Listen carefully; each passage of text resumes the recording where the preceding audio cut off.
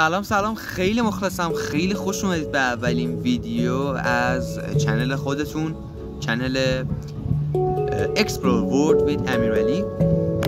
گفتم که به عنوان اولین ویدیو بیام و یک بیوگرافی از خودم بدم، یه آشنایی با هم دیگه داشته باشیم و اینکه چرا اومدم تو این حوزه، چرا اومدم تو حوزه گردشگری، چرا حوزه‌های دیگه نه. خلاصه به همین ها در واقع میپردازیم، اینکه چی میخوام از این چنل و چه کارهایی قراره با هم دیگه انجام بدیم.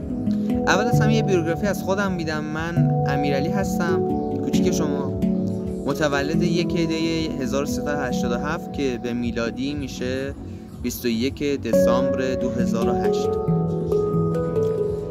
خب چیزی که منو کشون به این سمت، خب اول از همه علاقه به شدت زیاد من به سفر کردن بود و اینجوری بودش که ما زمانی که کوچولو سنم پایین‌تر بود مسافرت میرفتیم.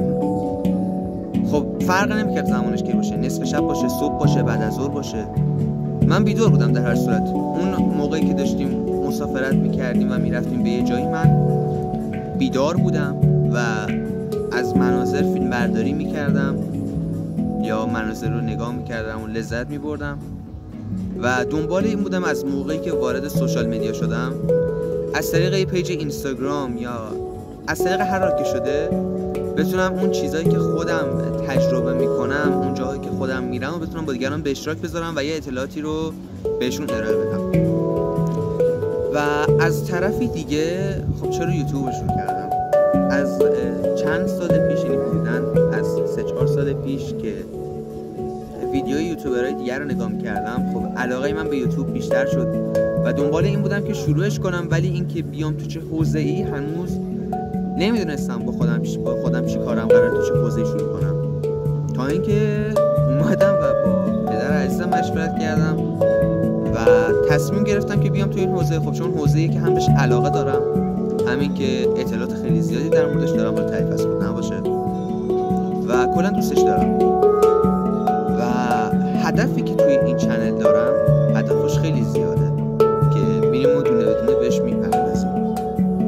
خب اولین هدفی که دارم این که در واقع یک کسی باشم که به عنوان کسی که اون اطلاعات رو در اختیار دیگران قرار میده، اطلاعات مفیدی در اختیارش قرار بده که اون ویدیو رو نگاه میکنه هم لذت ببره، هم یه سری در واقع اطلاعات جدید دریافت بکنه. دومی که بتونم هم سابسکرایبرهای ایرانی داشته باشم، هم در واقع دنبال کننده ایرانی، و بتونم جاهای دیدنی کشورم رو به در واقع افراد خارجی نشون بدم، به سابسکرایبرهای غیر ایرانی، که در واقع اونها هم با جاهای دیدنی ایران ما آشنا بشن. و یکی دیگه از هدفام که تو این حوزه اینه که تبدیل بشم به یکی از چنل های خفن گردشگری که 700,000 نفر تا 1,000,000 نفر سابسکرایبراش هستن و کلی اطلاعات مفید رو در اختیار دیگران قرار میده. و امیدوارم که تبدیل بشیم به یک خانواده بزرگ 1,000,000 نفری یا 700,000 نفری.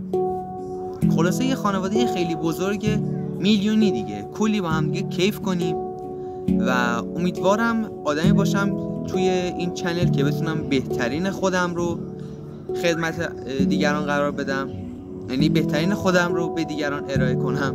معذرت میخوام، من یه کوچولو چون اولین باره که جلوی دوربین میام، همین کوچولو استرس دارم، همین که یه کوچولو توپق میزنم، به خاطر اینه. به بزرگی خودتون ببخشید و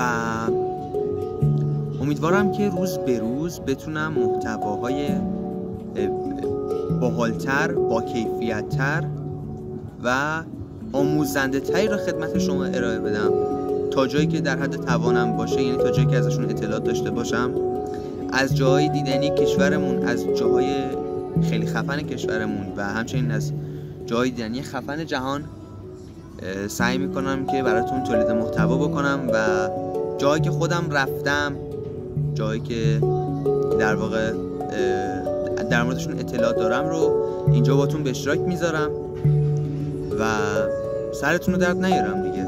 و یه عذرخواهی هم میکنم اگر حالا تایم ویدیو کم بود، به خاطر اینکه ویدیوی اوله و دوست ندارم خیلی طولانی باشه که به قولی سر طرف درد بیاد. و دمتون گرم. اگر از این ویدیو خوشتون اومد، ممنون میشم که این ویدیو رو لایک کنید، چنل منم سابسکرایب بکنید، نظر خودتون رو داخل کامنت ها بنویسید و قطعاً میخونم نظراتتون رو و بهش جواب میدم. و آخرین نکته‌ای هم که میخواستم بهتون بگم در مورد ویدیو هاست. ببینید رفقا، ما 3 روز تو هفته ویدیو داریم، شنبه، دوشنبه، چهارشنبه ویدیو داریم که میشه 15 تا ویدیو تو ماه. و